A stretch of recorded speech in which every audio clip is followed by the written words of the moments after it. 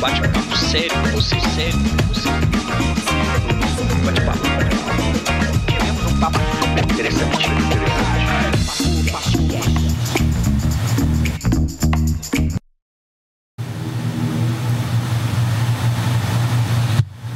Boa noite a todos, começando mais um Papodcast. Hoje não poderia ser diferente, nós estamos recebendo aqui o Dr. Flávio Gil, mastologista, nesse importante mês de outubro, né, do Outubro Rosa. Foi um dos pioneiros em Patos de Minas. Então, vou falar um pouquinho do seu currículo, doutor, mas médico, mastologista, ginecologista, pioneiro mastologista em Patos de Minas, professor da Faculdade de Medicina da Unipam. Seja bem-vindo. Vamos bater um papo aqui falando sobre câncer de mama, fatores de risco e demais temas ligados ao câncer de mama. Seja bem-vindo. Boa noite. Muito obrigado. É um prazer estar aqui, Dácio. Dá uma vontade de falar de câncer de mama, que é um assunto que eu sou apaixonado para falar desse assunto. Ótimo. Vamos começar, doutor, falando sobre, não poderia ser diferente, fatores de risco, e eu queria dividir a questão dos fatores de risco pelos próprios fatores de risco. Vamos falar primeiro da obesidade, É um fator de risco que talvez em algum momento da sua vida você chega a uns quilinhos a mais. E esse é um dos principais fatores de risco para o câncer de mama. Por quê? Falar sobre obesidade, a gente começa a entender por que o câncer de mama tem aumentado tanto, certo? Então, assim, por que os dados são tão alarmantes? E as pessoas sempre me perguntam, mas como assim? Por que todo ano tem mais casos de câncer de mama do que os anos anteriores, Se a gente observar o comportamento da sociedade, ver como que a sociedade moderna se comporta hoje, você já começa a entender o porquê que esses números são tão acachapantes e cada vez aumenta mais. Quando eu comecei a acompanhar a estatística de câncer de mama, que foi lá nos idos de 97, nós tínhamos 37 mil casos de câncer de mama por ano no Brasil. Hoje nós temos 73 mil. Dobrou, mais que dobrou. Isso, a estatística de 2023, eles todo ano soltam, 23 a 25, é de que se tenha 73 mil casos por ano. Então, o que será que aconteceu com essa população de 97 para cá? Será que o nosso estilo de vida mudou? Será que tem mudado cada vez mais? Então, a gente entende, sim, que o comportamento da sociedade ela é determinante no aparecimento do câncer de mama. Ou seja, já dá para a gente falar alguma coisa. O câncer de mama é uma doença muito ambiental. Ela depende muito de como que a gente leva a vida da gente. E a obesidade, ela está diretamente relacionada como um dos principais fatores de risco para o câncer de mama, em especial para as mulheres na menopausa. Isso explica um pouco a questão da idade ser, começar essa questão da prevenção a partir dos 40 anos. Então, sim, a gente tem um fator de risco de acordo com a idade, Então, se a gente for analisar que a população está ganhando cada vez mais peso, E a população está cada vez vivendo mais, nós vamos entender que esses números do câncer de mama vão aparecer mais, Vão ter muito mais casos. Nós estamos uma população mais longeva. Quando é que o câncer de mama começa a aparecer com mais frequência? A partir dos 40 anos de idade. Então, a estatística, a curva de crescimento do câncer de mama, ele inclina completamente dos 40 a 45 anos de idade. Então, é a partir daí que nós temos que procurar mais. Então, se a gente comparar hoje, nós temos mais mulheres com 50 anos do que 1997? Muito mais. Então, se nós temos uma população que está envelhecendo, nós vamos ter mais câncer de mama. Se nós temos uma população que está ficando cada vez mais obesa, nós vamos ter mais câncer de mama. E aí nós vamos entendendo por que esses números vêm aumentando, É muito fruto do estilo da vida moderna de hoje. Compreendo. Uma outra questão do fator de risco é a mulher que não amamenta, ela tem mais chances de ter câncer de mama? Então, aí nós estamos começando a entrar de novo no comportamento da sociedade. Exatamente. Ou seja, se nós pegarmos as mulheres hoje em dia, o número de filhos está igual ao que era no tempo da minha avó? A idade que as mulheres engravidam hoje, será que é a mesma idade que a minha avó, que a minha mãe e que a minha esposa está engravidando? Então, hoje é muito, muito raro, se você chegar no meio universitário e perguntar para as meninas quem é que está pensando em engravidar agora. A maioria está pensando em engravidar depois dos 30. A minha avó engravidou aos 15. Ontem, falando sobre isso, tive uma festinha da escola do meu filho, e aí tinha no quadro lá a foto da família. E eu tinha mais ou menos lá umas 30 fotos mais ou menos de família. Apenas uma de todas tinha 4 filhos. Normalmente são exatamente o que o senhor está comentando. 2 filhos pronto. O número de filhos reduziu, a idade que vai se ter o primeiro filho reduziu, e a gente sabe que a mama depende disso. Então, a idade que a mulher tem o seu primeiro filho é determinante, é um fator de risco importante para ela que desenvolva o câncer de mama. Então, aí nós estamos começando a entender mais ainda.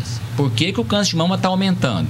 Porque a idade das pessoas estão maiores, porque nós estamos nos alimentando melhor e porque a sociedade se transformou e a mulher hoje não quer ter filhos com 20 anos. Alimentar melhor, mas aí vem a questão da obesidade, né? Alimenta melhor, sim, tem mais acesso ao alimento, vamos dizer assim, né? Nós tivemos uma revolução na agricultura, né? E o Brasil é foco disso, né? A gente transformou o alimento mais barato, né? Então a gente tem um acesso à alimentação hoje com muito mais facilidade. Eu estava comentando ontem numa palestra de ontem sobre o Outubro Rosa, falando que eu sou do tempo da marmelada. Você é do tempo da marmelada, Dácio? Demais. A marmelada... Não sei se a marmelada passou de tempo, não, que eu ainda sou adepto à marmelada. Não, ela passou, não existe mais. Você consegue comprar marmelada só de um fabricante lá de Marmelópolis que ainda resiste em produzir. Por que a marmelada acabou? Daria até um tema. Por que a marmelada acabou? Se eu pegar uma lata de marmelada e oferecer para minhas filhas hoje e colocar ao lado um Kit Kat, um Bis, um Passatempo, uma série de atrativos de açúcar que tem hoje, quem que vai querer comer marmelada? Ninguém. Então, assim, a revolução e a oferta de alimentos, a quantidade de refrigerante, que a gente, quando era menino, para tomar um copo de refrigerante era a maior luta, era domingo na casa da minha avó. Exatamente. Assim, na época juntava a família. Hoje tem para todo lado, a vontade é barato. Então, assim, a oferta de alimentos hoje está muito barata. Então, a gente consegue se alimentar muito melhor. Nós vamos falar que isso é ruim? Não, não é ruim. Mas entra dentro dos fatores que, né? Fatores de risco que a gente começa a entender por que a doença tem aumentado, por que a doença tem se tornado números tão assustadores, né? Então, qual que é o país campeão mundial do número de câncer de mama? Os Estados Unidos.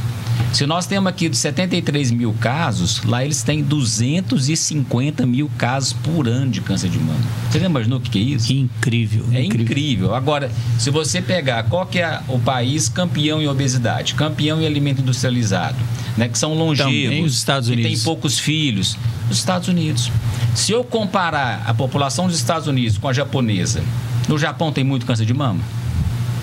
Não. Porque o comportamento da mulher japonesa é totalmente diferente da mulher americana. Então a gente começa a ver, mas se o câncer de mama é tão ambiental assim, então não precisa ir longe não. Se eu pegar e comparar os estados brasileiros, né? Qual o estado que mais tem câncer de mama? Você acha que o Amazonas tem a mesma quantidade de câncer de mama que o Rio Grande do Sul? E o que a pesquisa diz? Rio Grande do Sul tem como muito. Que Minas Gerais está? Mineiro sempre é na metade do caminho, né? A gente não é nem lá nem cá. A gente não é o máximo, não é o mínimo. Então é uma média de 40 casos por 100 mil habitantes. No Rio Grande do Sul, 88. No norte, no estado do Amazonas, 15. Cai absurdamente. Mas por que cai? Porque será que a mulher do Amazonas come a mesma coisa que a gaúcha? Não come. E hoje a Sociedade Brasileira de Mastologia desenvolve pesquisas para fazer esse mapeamento de estado para estado, para tentar entender, isso eu estou falando a nível de Brasil. Não é a Sociedade Brasileira, não. É o INCA, é o Instituto Nacional do Câncer, que todo ano divulga os números baseados por estado. Está no site do INCA, é fácil de ver, eles colocam um mapinha do Brasil e colocando a incidência de cada estado. E é sempre essa diferença regional, baseado na industrialização do estado, baseado nas condições socioeconômicas, que interfere nessa ocidentalização da alimentação e do comportamento. Então são mulheres que você acha que a mulher gaúcha vai ter o filho mais cedo ou mais tardio do que a mulher do Maranhão? A mulher do Maranhão está tendo seus filhos ainda na faixa etária de 20 anos. A do Rio Grande do Sul, com certeza, acima de 30.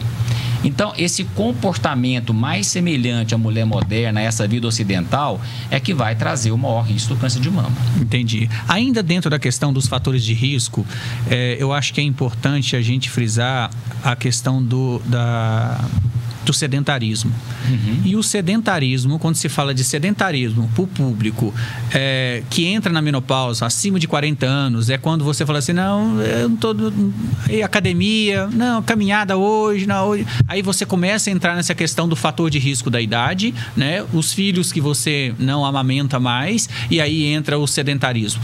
Isso explica por que o câncer acomete acima de 40 anos, quando você fala é o câncer que mais, né, mata no mundo, mulheres no mundo.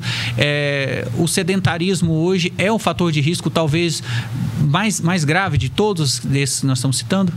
Então, a atividade física, quando a gente quer falar de uma doença tão séria, de uma incidência tão grande, se você fizer atividade física e perder peso, você reduz em 60% o risco de câncer de mama. 60%? 60%. É uma coisa impressionante. As pessoas têm tanto medo de alguns probleminhas, de coisinhas que aumentam muito pouco o risco de câncer de mama, mas estão acima do peso, estão sedentárias, e isso para ela parece que não é problema. Entendeu? Parece que isso a pessoa não palpa, não pega naquilo, assim, ela não dá devida importância.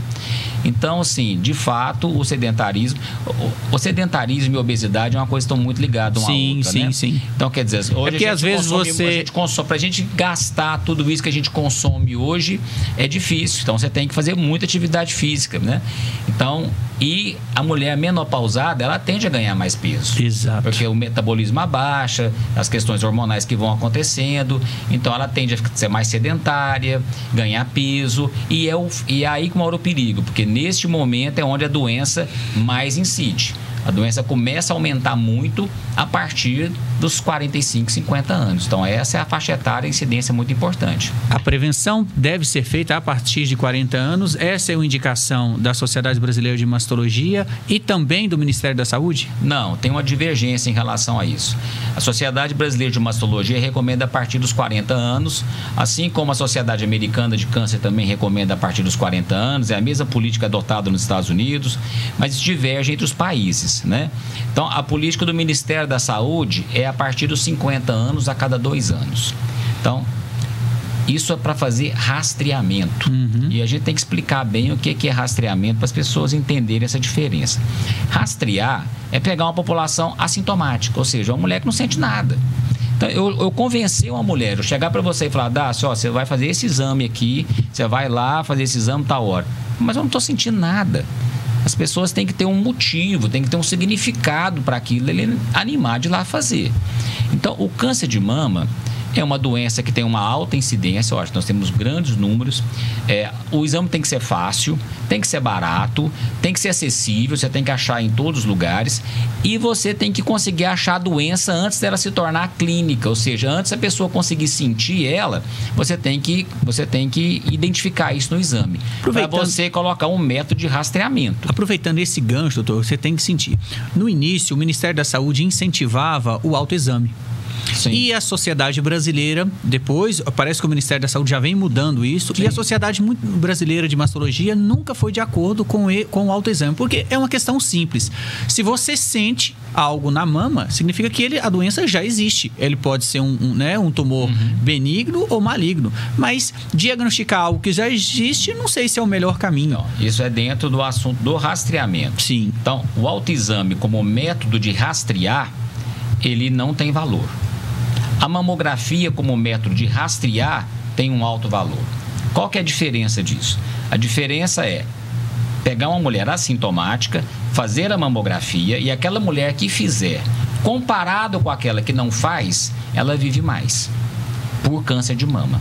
Se eu pegar uma mulher que faz exame de prevenção, Papa Nicolau, do colo do útero, certo? E comparar com aquela que não faz, aquela mulher que faz, ela vai viver mais por câncer de colo do útero do que a que não faz. Então, toda vez que você estabelece um exame de rastreamento, ou seja, buscar aquilo numa população que não sente nada, aquilo tem que trazer um impacto na mortalidade. Quem faz vai viver mais e quem não faz vai viver menos por aquela doença. Nós não conseguimos isso com o autoexame. O autoexame, fazendo ou não fazendo, o número de sobrevida é igual. é diferente de diagnóstico. É isso que eu queria deixar muito claro. Diagnosticar é diferente de rastrear. Se a mulher palpou a mama dela, e isso eu quero deixar claro que eu não sou contra a mulher se tocar, conhecer o seu corpo, é extremamente importante. Mas se ela palpar e sentir um carocinho, ela está rastreando? Não, ela está diagnosticando. A mulher que procura para fazer uma mamografia porque ela está queixando de um nódulo de mama, ela está rastreando? Não, ela está diagnosticando, ela quer saber o que é aquele nódulo. É muito diferente. E eu gosto sempre de dar um exemplo, porque o Ministério da Saúde tem essa faixa etária que a gente não concorda, mas se for uma queixa, a mulher está com uma queixa, ela está queixando de um nódulo, o Ministério da Saúde permite você fazer mamografia em qualquer faixa etária. Isso é muito importante. Teve uma senhora que procurou uma unidade de saúde, falando que estava com um problema na mama dela, que ela queria fazer uma mamografia. Aí eles perguntaram qual a idade dela. Falaram, você está com... Eu estou com 70 anos. Eles falaram, 70 anos, está fora da faixa etária de rastreamento, a senhora não vai fazer mamografia. E ela tentou 3 vezes. Depois que ela me procurou, nós fizemos o diagnóstico de câncer de mama nela. Bom, ela estava com câncer de mama? Estava. Então, o que faltou? Separar o que é rastrear do que é diagnosticar. Ela estava sentindo, ela estava queixando de um problema. Então, a gente tem sempre que olhar. E aí você pede a mamografia como método diagnóstico. O objetivo é outro. Rastrear é pegar as pessoas que estão tranquilas em casa, que não estão sentindo nada e fala, vai fazer um exame. Quando se fala de prevenção, explicando como o senhor está colocando, prevenção, rastrear é sempre, né? É o famoso prevenir é melhor do que remediar. Rastrear é melhor do que diagnosticar. Exatamente. O raciocínio é esse. Então, quando a gente fala em rastrear, nós estamos procurando fazer a prevenção secundária. O que é a prevenção secundária? Diagnóstico precoce. Sim. Certo? Ou seja, descobrir precocemente, isso é prevenção secundária. Prevenção primária, nós já falamos, perder peso, atividade física, você está evitando a doença acontecer.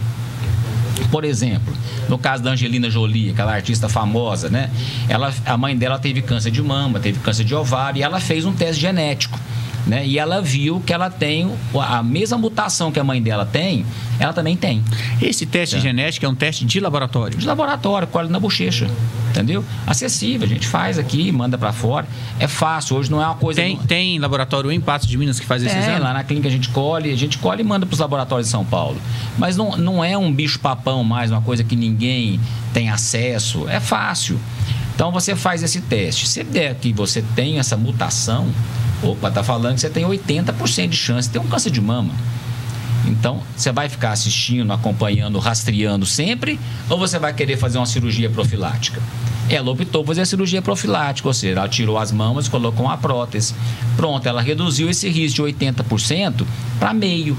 O que é isso? Prevenção primária. Isso é uma realidade da sua clínica? Tem pacientes que fazem isso com certa frequência? Sim. Porque quando ela fez, isso foi discutido, quando falou, não, isso não é invasivo demais, tal, não sei o quê. Mas isso fez despertar para muitos. Ela saiu na capa da revista Time, e com assim, o efeito Angelina Jolie. Então ela contribuiu muito em tornar isso mais popular, mais conhecido. Exato. O que não pode, já aconteceu algumas vezes, é a paciente chegar lá e falar assim, quero aproveitar, vou fazer uma plástica, já tira minhas mamas e coloca uma prótese e tal, que eu já quero prevenir. Não é para todo mundo, não. São para as pacientes selecionadas que têm um alto risco para ter câncer de mama. Ou aquela mulher que teve câncer de mama em uma mama. Eu estava com uma paciente hoje no consultório, a gente discutindo exatamente esse assunto. Ela teve um câncer de mama no mamilo.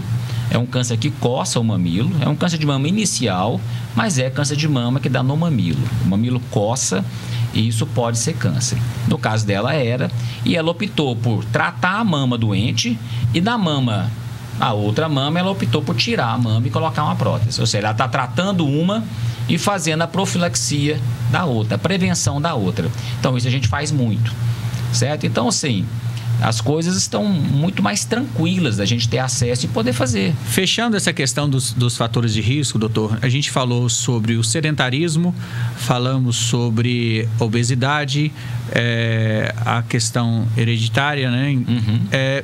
A questão do alcoolismo. O alcoolismo também tem... Porque hoje... Deixa eu só deixar isso claro, esse conceito do hereditário. A história familiar... Então, Então, se a gente está falando que 90% dos casos são ambientais, ou seja, não depende do que a gente faz da vida da gente, né? 10% são familiares. Agora, o que é considerado família? Porque isso é uma confusão danada. Se o câncer de mama ele é extremamente incidente, ou seja, a gente tem esse tanto de casos, como eu falei, 73 mil casos novos só esse ano, todo mundo vai ter caso na família. Então, o que é considerado fator de risco familiar? Parente de primeiro grau. Mãe, irmã e filho.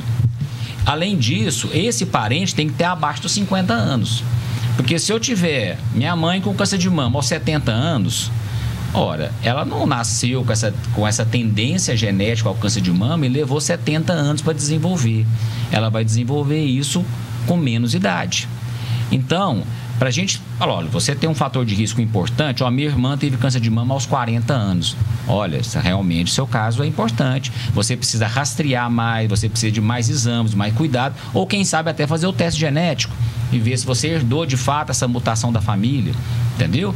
Agora, fora isso, são casos ambientais. A gente não atropelar de que qualquer caso, as pessoas têm muito mais medo da história familiar do que dos hábitos de vida. Entendeu? Então, isso a gente tem que separar, porque como história familiar, a gente não pode fazer nada. E essa porcentagem no alcoolismo? Sim, foi bom. O alcoolismo é extremamente importante. A mulher hoje, se a gente comparar o que a mulher é hoje, assim, eu dei tanta palestra esse mês, todos os lugares que eu fui, nas empresas, nas faculdades, a grande maioria da população nessas empresas são mulheres. As mulheres tomaram conta de tudo, do mercado do trabalho, das universidades.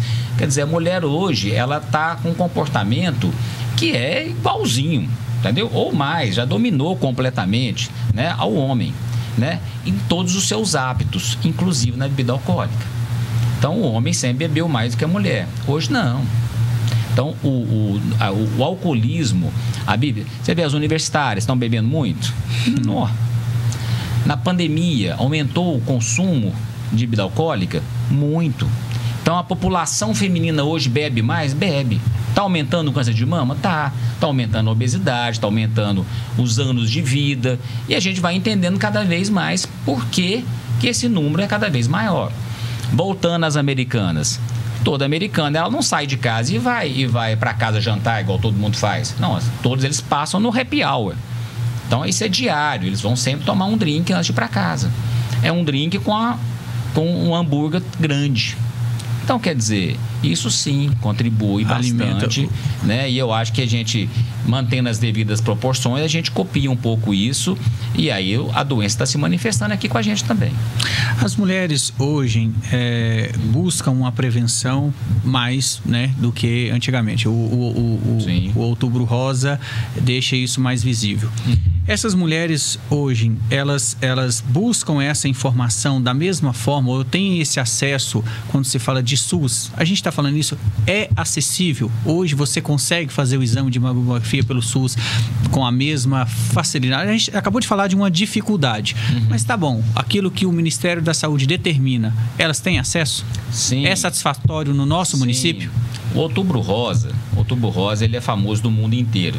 Não é uma coisa do Brasil, é do mundo. Foi criado nos Estados Unidos e o mundo inteiro celebra o Outubro Rosa. A Torre Eiffel fica rosa, o Cristo Redentor fica rosa, ou seja, os grandes símbolos mundiais são iluminados de rosa, ou seja, realmente é uma manifestação muito grande, dado o tamanho do problema. E é um sucesso completo, porque as mulheres são incríveis em termos de chamar a conscientização. Então, quando você chama a mulher, ela participa. Homem é um bicho cabeça dura, homem é difícil. Mas entendeu? No SUS, elas têm acesso? Aqui em Patos, nós somos muito privilegiados. Mesmo? Né? Muito privilegiados.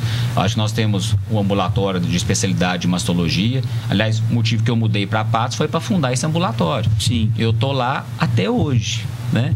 Então, assim, não sou só eu, mas tem mais 2 colegas. Hoje tem a Santa Casa fazendo a parte do serviço oncológico, a cirurgias, a quimioterapia, e também adquiriu o seu mamógrafo. Então, tem feito um grande número de exames pelo SUS. As clínicas privadas também contribuem, a Clínica da Mulher contribui com um pouco de mamografias pelo SUS. As outras clínicas da cidade também contribuem, ou seja, aqui em Patos só não faz mamografia quem não quer. Essa parceria pública e privada eu acho incrível. Sim. Né? É uma responsabilidade social também das clínicas particulares. A Clínica da Mulher é a maior clínica de ginecologia, né, de Patos de Minas. Isso eu acho fantástico. Uma outra questão, doutor, que eu gostaria de comentar, a mamografia é o exame mais eficiente. E 86%, segundo o levantamento, do diagnóstico de câncer de mama está relacionada a um tipo de câncer. Que câncer é esse? Porque 86% se refere... Existe mais de 100 tipos de câncer de mama e 86% está relacionado a um tipo de câncer. Na verdade, assim, são dados histológicos, são dados... Quando você faz uma biópsia, tem que dar um nome para aquele tumor. Então, se o tumor veio do ducto da mama, ele é chamado de ductal invasor. Se ele vem do lóbulo da mama, ele é chamado de lobular invasor. Se ele vem de determinadas células, ele vai recebendo o nome de acordo com a célula que ele manifesta. Como a mama está recheada de ductos mamários, então é normal que o mais comum seja o ductal invasor de fato. Entendeu?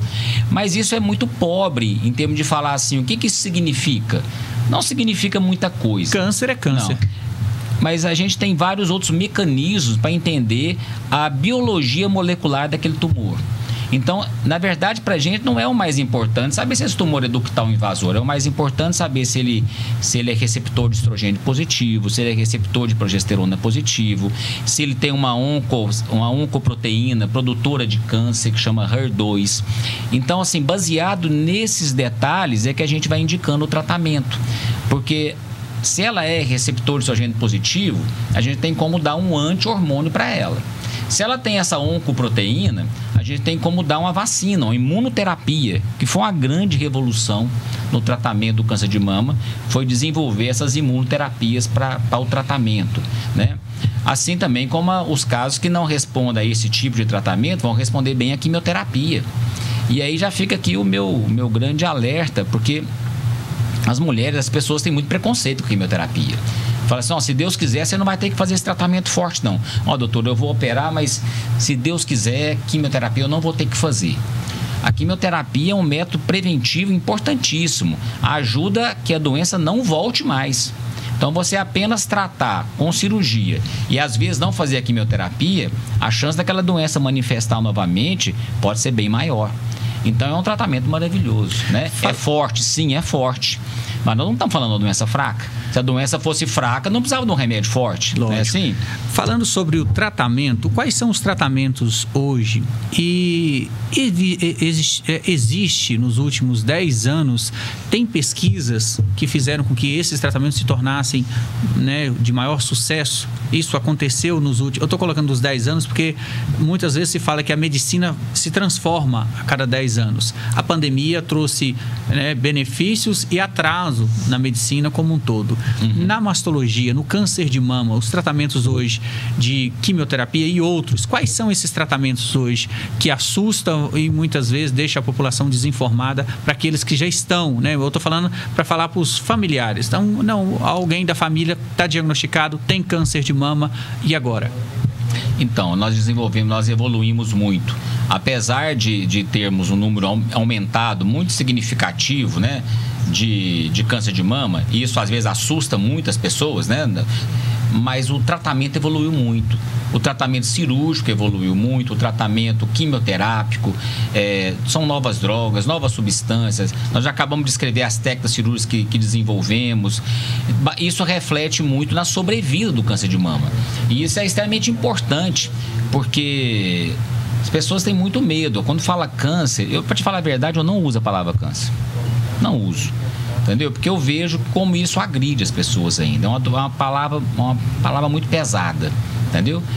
Tem várias formas de você dar o diagnóstico e falar, a menos que a pessoa me pergunte diretamente. Entendeu? Não é esconder o diagnóstico de maneira nenhuma. Eu sou muito sincero com as minhas pacientes. Mas a palavra em si, às vezes, ainda agride muito a população. Então, se a gente pegar e observar a sobrevida geral, né, das pessoas que trataram, nós estamos falando de sobrevida de 98%, 80%, 70%, de acordo com o estadiamento. Então, se você faz um diagnóstico precoce, você consegue fazer índices de cura brilhantes. Doutor, ótimo. Vamos chamar o intervalo e voltar neste assunto logo após o intervalo. Já já a gente volta.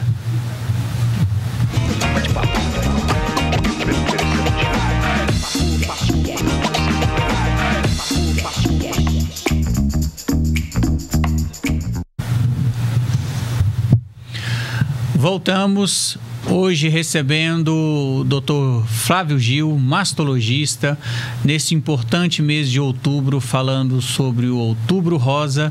E hoje, discutindo, ainda falando sobre essa questão da prevenção. Hoje, o câncer descoberto a tempo, o câncer de mama descoberto a tempo. Qual o índice de sucesso, doutor Flávio? O índice é altíssimo. De uma maneira geral, quando a gente não considera estadiamento isolado, 1, 2, 3, de uma maneira geral, nós temos uma sobrevida de 70% em 10 anos. Ou seja, uma doença grave como essa, né? Oncológica, você conseguir ter uma sobrevida de 70% em 10 anos é muita coisa. E se a gente estratificar o estadiamento 1, 2, isso é mais de 80%. Então, assim... e é muito comum. O índice de cura, mais de 80%. Mais de 80% nos casos iniciais. Sempre vai acontecer, né? Sempre vai acontecer aqueles casos que não respondem ao tratamento, casos mais agressivos, não são a maioria, mas acontece. E parece que esses casos mais ruins, esses casos ruins, difíceis, é que parece que marca mais a cabeça da gente, entendeu? Mas se você frequentar um ambulatório onde tem várias pacientes tratadas há muitos anos, é que você vai ver a quantidade de sobreviventes ali e como são mulheres maravilhosas que enfrentaram a doença com muita dignidade e contam suas histórias, né? Então a grande maioria estão aí contando suas histórias. Falando essa questão das histórias, nós recebemos uma informação que eu fiquei no mínimo curioso.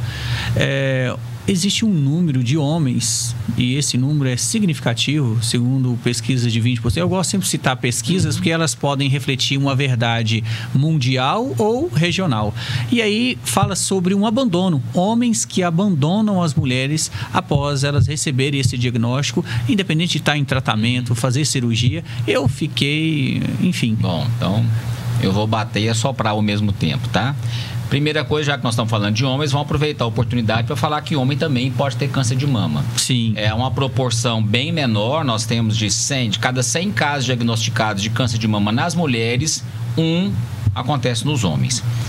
Isso é um dado oficial que praticamente tem no mundo inteiro. Eu acho até que é um pouco mais, entendeu? Tipo assim, um pouco mais...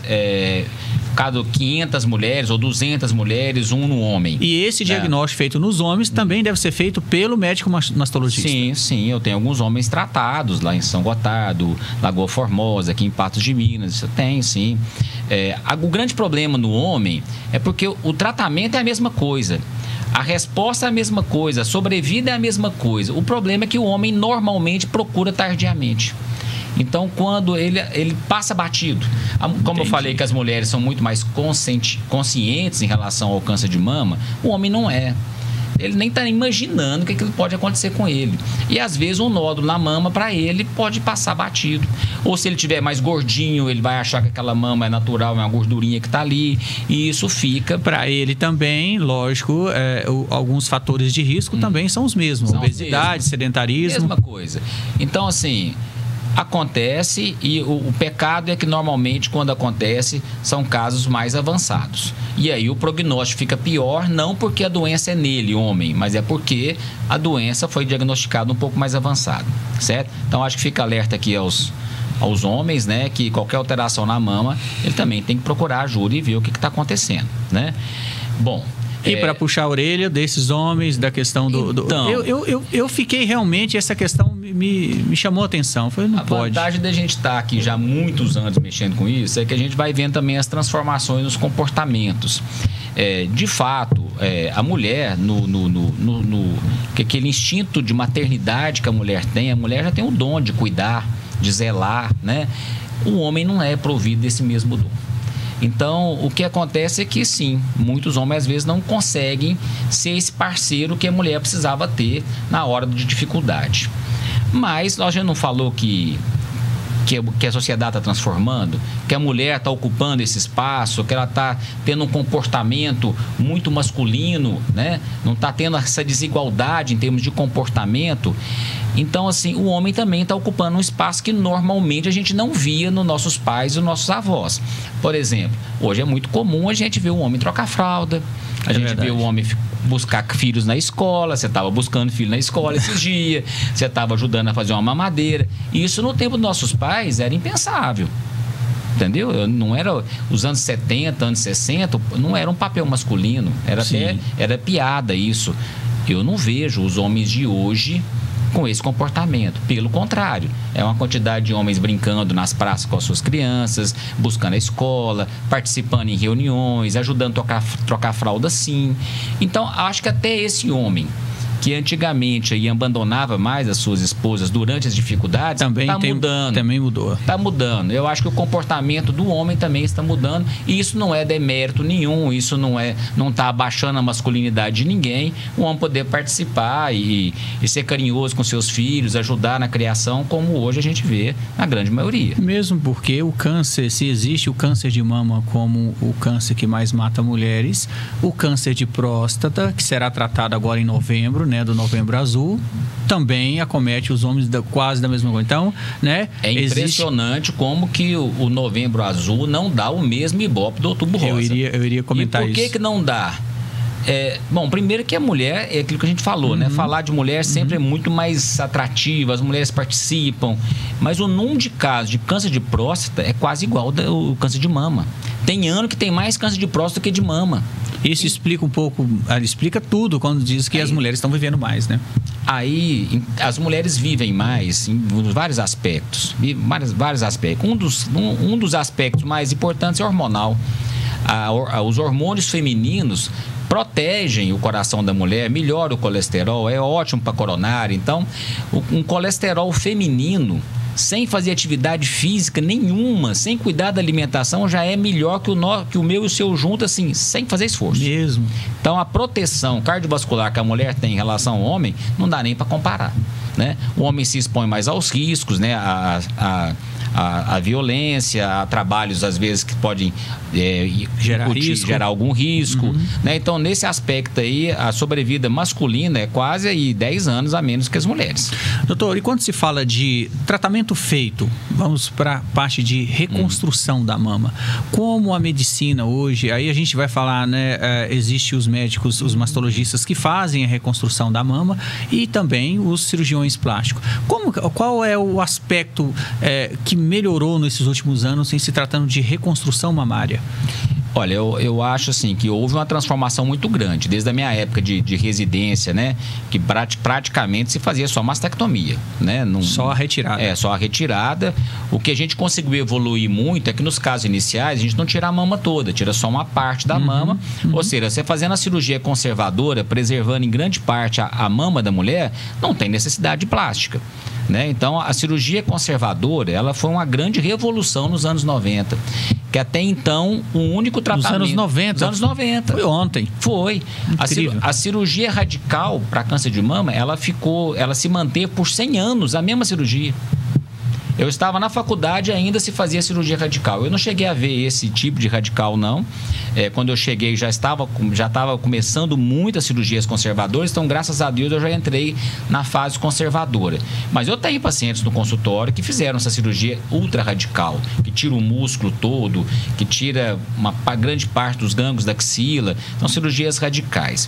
Então, essa transformação em cirurgia conservadora já foi um grande salto. Mas para aquelas mulheres que a cirurgia conservadora não estava indicada, ou seja, carocinhos maiores, ou a mama muito pequena, ou a localização do caroço não favorecia a cirurgia conservadora, aí a solução era tirar a mama mesmo. Essa avaliação é feita entre o médico mastologista e o cirurgião plástico, quando esse médico mastologista não é o mesmo cirurgião que irá fazer a reconstituição dessa mama? Isso é muito variável, né? Então, tem médicos mastologistas que fazem a plástica e a cirurgia oncológica. Nós chamamos até de oncoplástica, né? Seria uma cirurgia reparadora e a outra... E a oncológica junto. E a oncológica. Eu sempre trabalho com cirurgião plástico ao meu lado.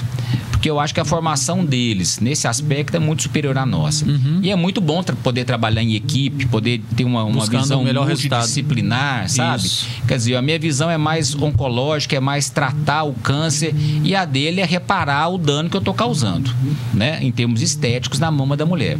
Então, assim, essa união da cirurgia plástica, aqui em Patos nós somos tão bem servidos de cirurgiões, né? É verdade. Eu acho assim, Patos é uma cidade muito privilegiada e isso favorece toda a região e é muito bacana a gente poder ter essa união de forças. Então, assim, eu trabalho com cirurgião plástico na reconstrução imediata. Também era uma grande dúvida. Teve épocas que se tratava só tardiamente. Você tirava a mama e depois operava a cirurgia reconstrutora. Eu tinha muita dificuldade de entender o que seria melhor, imediato ou tardio. Hoje eu não tenho a menor dúvida. Fazer imediato, sem dúvida nenhuma, é muito melhor. É muito melhor. Agora, tem aquelas mulheres que já passaram por essas cirurgias, né, radicais, e que não tiveram oportunidade, ou indicação, ou condição clínica do momento de poder fazer a reconstrução. Ela pode fazer tardiamente, entendeu? Então, isso é possível. Agora, em Patos, a Santa Casa começou a fazer reconstrução também. Maravilhoso, né? Quanto mais opções a gente poder dar para essas mulheres, para tentar atenuar um tratamento, um diagnóstico que já é tão pesado, né? Além de você receber essa notícia difícil, você receber a notícia que você vai ser mutilada, é difícil. Doutor, né? Aproveitando esse gancho da cirurgia plástica na mastologia, existe, parece, segundo pesquisa, 700 casos no mundo, é muito pouco, que mostram um desenvolver de um câncer pós... Silicone. É porque é o seguinte, quando você fala de silicone, você falar para uma mulher que ela tem risco de ter um câncer de mama se ela colocar o silicone, isso talvez não vai, né, ela não vai mudar. Mas quando eu soube disso e soube que nos 700 casos do mundo, é de Patos de Minas, eu falei, não pode. Mas Patos tem isso, a gente tem de tudo, né? Acontece de tudo aqui sim. Mas na verdade não é um câncer de mama.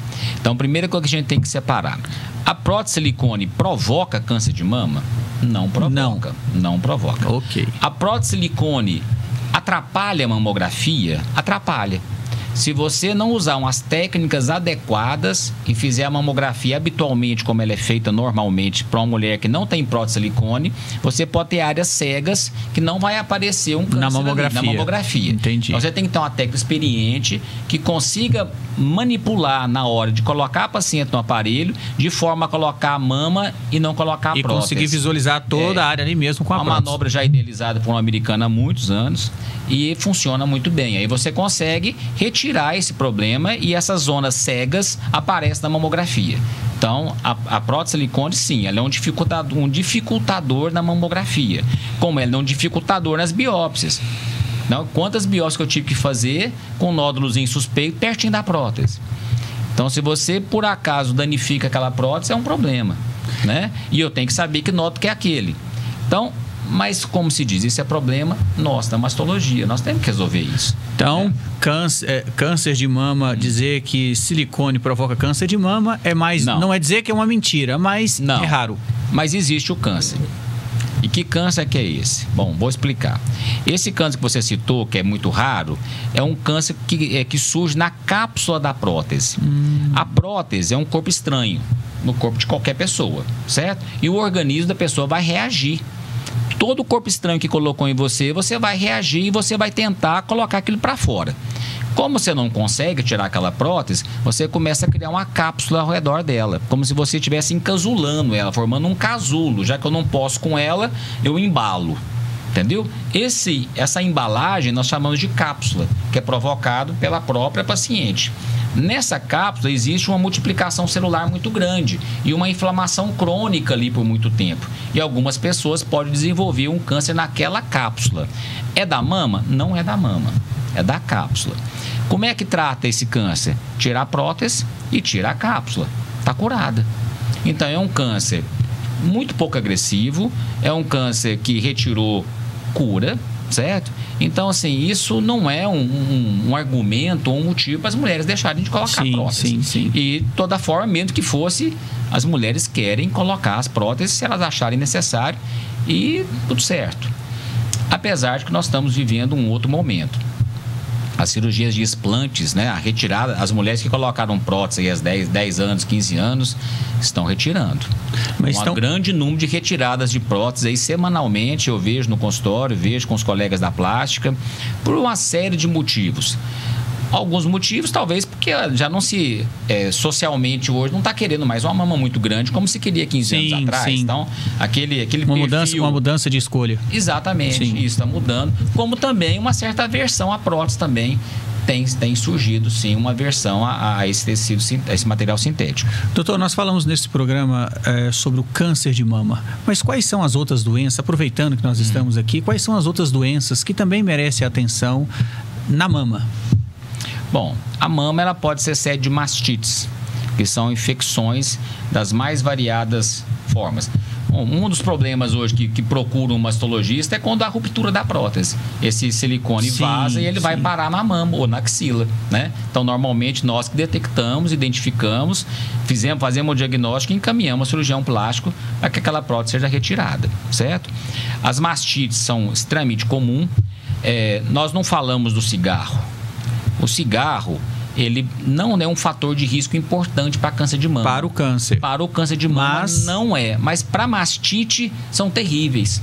Então o cigarro, ele inflama a mama, ele dá aquela vermelhidão de inflamação, né? E depois daquela vermelhidão aquilo forma um abscesso e vaza pus. Aí ele cicatriza, passa aí uns 30 dias, dá de novo e fica reinfeccionando recorrente na mulher, e é uma situação muito difícil, muito chata. É dolorosa? É uma infecção, fica avermelhado, quente, dolorido e vaza. É assim que acontece, e sem falar que costuma acontecer com muita frequência. Então, são situações que normalmente procuram, e aí lidar com isso, o abandono do tabagismo e tratar também a infecção, costuma dar trabalho. A orientação na amamentação, né, que a gente sempre ajuda, que é um momento que dá muita mastite também, quando a mulher está amamentando, infecciona a mama. Então, quando são casos de difícil manejo, que o ginecologista, a enfermagem estão com dificuldade de lidar com isso, procura um mastologista, né? Uma situação hoje cada vez mais comum é a ginecomastia. Ginecomastia é quando o homem começa a desenvolver mama, certo? A mama dele começa a crescer. Que todos muito comum nos jovens, né? Normalmente... Aí tem todas as faixas etárias. A ginecomastia, nós temos a sementinha da mama, que fica aqui adormecida. E ela pode crescer. Se você adubar e estimular, ela vai crescer. Então, a ginecomastia, ela acontece muito no adolescente, por essa mudança de padrão hormonal. Você falou em estimular? Como se estimulam a ginecomastia? Eu vou te falar. Várias formas de estimular. Então, o adolescente, quando ele está passando dessa fase de criança para adolescente, ele começa a produzir hormônio masculino. Sim. Ele vai se tornar homem. Mas antes disso acontecer, ele produz um pouquinho de hormônio feminino. E aí a mama cresce. Acontece muito aos 13, 14 anos de idade e some espontaneamente. Mas alguns meninos não somem. Entendeu? Então, assim, imagina o que é um menino de 14, 15 anos com mama. Entendeu? De repente ele começa a marcar a camisa. Isso é terrível por condições psicossociais. Esse menino, ele fica andando só assim, ó. Ele esconde, ele não tira a camisa, ele não nada, ele não arruma namorada. Então, é um momento muito importante da gente agir e, conforme for indicar, retirar dessa glândula. E agir, nesse caso, é retirar? É retirar. Feito pelo mastologista ou pelo cirurgião plástico? Os dois. Os dois. Os dois. Qualquer um. Aí são áreas que os dois podem atuar. É muito comum em adultos jovens, a faixa etária dos 20 e poucos anos, que usam anabolizantes, né? Então, o uso do anabolizante está cada vez mais frequente, né, nas academias, e isso mexe com os hormônios e dá uma atrofia testicular, sim, e acaba desenvolvendo o crescimento da mama. Então, assim, a pessoa fica mais fortinha, mas a mama cresce. Então, e às vezes são pessoas que já usaram, não usa mais, mas a glândula mamária cresceu e aí não volta mais, não. Então, também são indicações cirúrgicas. Vários medicamentos né, de uso corriqueiro, às vezes de uso de doenças crônicas que os homens têm que utilizar e que provoca também ginecomastia. Tratamentos para próstata, tratamentos para alguns medicamentos antidepressivos, tratamentos para de estômago, alguns antiarrítmicos. Tem vários medicamentos que cursam com o desenvolvimento da mama. Falando de medicamentos, os medicamentos estão correlacionados com câncer de mama? Algum tipo de medicamento está correlacionado? Existe pesquisa sobre isso ou não? Que algum medicamento possa causar câncer de mama? Isso. Não. Principalmente o medicamento de uso contínuo? Não. Não. Não. É assim, você pode associar o anticoncepcional. Anticoncepcional provoca câncer de mama? Se a gente for lidar com o anticoncepcional como medicamento. Existe um pequeno aumento, sim, do uso do anticoncepcional e o câncer de mama. Principalmente nas adolescentes que iniciaram na adolescência e utilizaram por mais de 10 anos. Se a gente for analisar isso, é quase a maioria. Né? Quase todas as meninas começam a tomar seu anticoncepcional na adolescência e vai utilizar ele por 10 anos fácil. Né? Mas se ela parar de tomar, esse risco cai. Né? E é o que normalmente acontece, o risco cai. Bom, mas se a gente for colocar isso, o risco do anticoncepcional para câncer de mama é baixo. E todo mundo sabe que o anticoncepcional dá trombose. Então, Sim. O risco de trombose do anticoncepcional é muito maior do que o risco de câncer de mama. E todo mundo toma? Toma. É verdade. Mas por que toma? Por causa do custo-benefício. Então, o benefício que o anticoncepcional traz é infinitamente superior a esses pequenos riscos que ele pode provocar. Por quê? Para que o anticoncepcional previne? Uma gravidez indesejada. Uma gravidez indesejada é um grande problema. Porque, voltando ao comportamento da sociedade moderna, isso também vem a corroborar por que nós estamos tendo tantos casos. Porque a mulher hoje, para ela estar nesse nível de trabalho, de faculdade, de estudo que nós acabamos de falar, é graças ao anticoncepcional. Doutor, nós estamos encerrando o programa. Eu queria fazer uma última pergunta. O câncer de mama difere de cor, raça e gênero? Eu estou falando, a mulher negra tem menos chance do que a mulher branca, ou parda, ou índio, ou isso, né? Eu estou falando que, né, porque parece que dentro de uma aldeia indígena não existe câncer de mama. A gente falou desses fatores de risco. Mas existe o câncer de mama entre cor, raça, gênero, mais ou menos? Isso vai ter a ver com alimentação. No Brasil, nós não temos um estudo separando por raças. Isso não tem, mas nos Estados Unidos tem. Nos Estados Unidos, eles mostram diferença por raça. E a raça negra é um pouco mais acometida, sim. Mas lá também se questiona socialmente que o rastreamento não funciona muito bem nos estados menos favorecidos. Então, num país rico como aquele, tem estado menos favorecido? Tem. Em que se faz menos mamografia? Sim. E a população negra ela também é menos favorecida em termos de busca ao serviço? Sim. Tem menos acesso. Tem menos acesso. Então, passa por várias situações de desigualdade social, de acesso, mas parece que na raça negra tem uma agressividade um pouco maior também. Ótimo. Doutor Flávio, eu quero agradecer a sua presença aqui, comentando contigo. Nesse mês de outubro, você dividiu de forma brilhante o seu atendimento e as inúmeras palestras. Volto a repetir, com um médico mastologista pioneiro em Patos de Minas. Muito obrigado pela presença. Foi uma entrevista extremamente esclarecedora. Espero que no ano que vem estamos aqui de volta. Muito obrigado a todos. Quero ter um bate-papo sério com você, sério.